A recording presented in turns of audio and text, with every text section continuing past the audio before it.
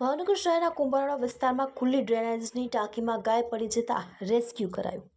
Kumbharwada railway ફાટક નજીક power house પાસે ખુલ્લી ડ્રેનેજની ટાંકીમાં એક ગાય પડી જતા ફસાઈ ગઈ હતી, જે બનાવ અંગે ફાયર બ્રિગેડને જાણ કરવામાં આવી હતી।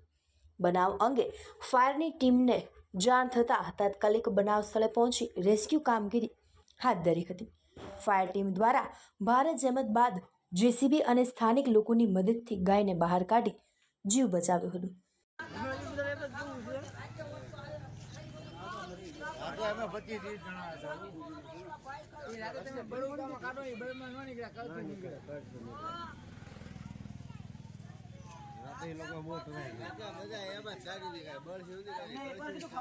અંદર જાઓ ને